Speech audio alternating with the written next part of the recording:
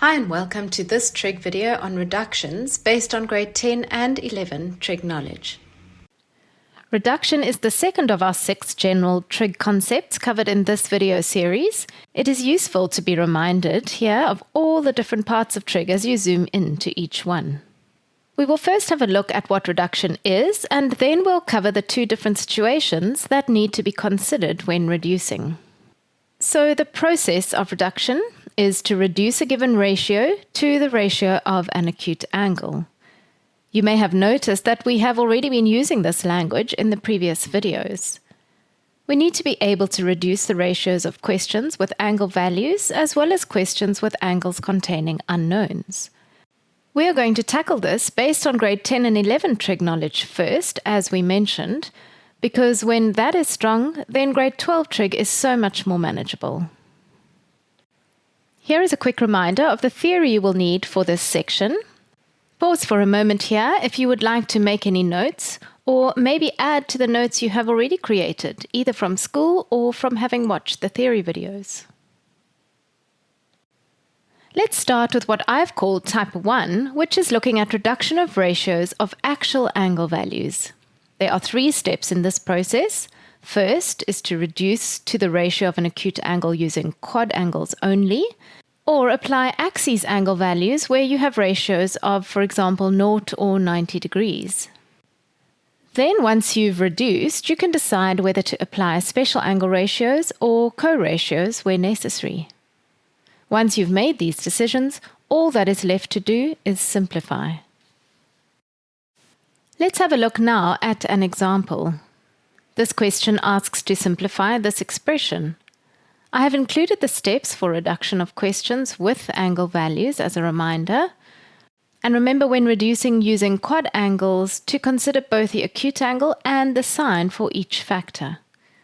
It is especially important here to do one thing at a time because there is so much to think about, so don't rush. Pause the video for a moment to give yourself a chance to give this example a try. There is a lot going on in this example. How did you find it? Let's start on the top left and go through each factor together one at a time. So cos of 240.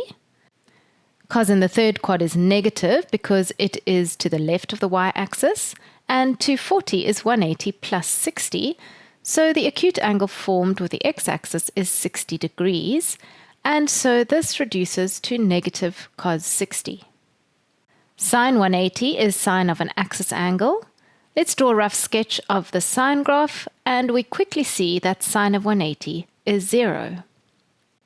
Sine of 330, this is a fourth quad angle, so when reduced, sine will be negative, and the reference angle will be 30 degrees, and so this reduces to negative sine 30. Make sure to use brackets as you go so that all signs and terms are clear and accurate.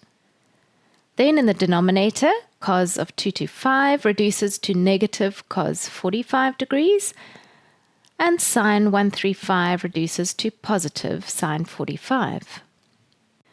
Then we had one axis angle value, and otherwise we are able to replace all these ratios with values from the special triangles, so there is no need to use co-ratios. Our top left term is 0, and here we have minus a half. Then in the denominator we have minus 1 over root 2 and positive 1 over root 2. The numerator then becomes positive a half, the denominator negative a half, and so the final answer is therefore negative 1. If we look now at the type 2 situation where the angles contain unknowns, there are only 2 steps to follow here. The first is to reduce according to what you see, and then follow by simplifying.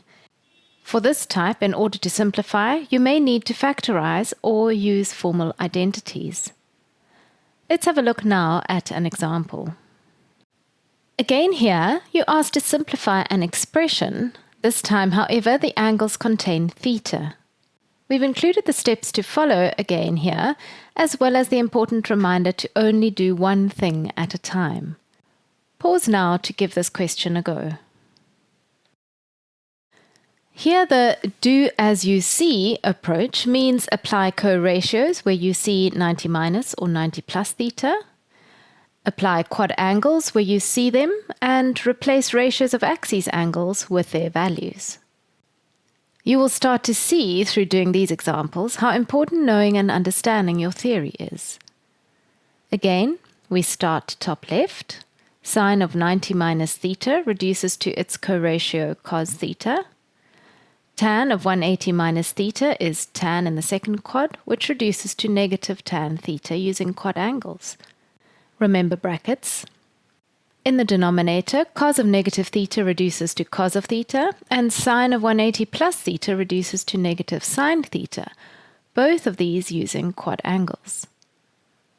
In order to simplify here, apply the tan identity, and then simplify slowly but surely, making sure to be careful with the signs. Once you feel comfortable with the theory of the concepts covered in this video, then pop into our study guide to try some examples. Check out the video description below for practice questions from our study guides. If you found this video useful, give it a like and subscribe to our channel so you don't miss any new episodes. Follow us on Instagram or Facebook to stay on top of the latest TAS news and launches. So that's it for now from the Answer Series, your key to exam success.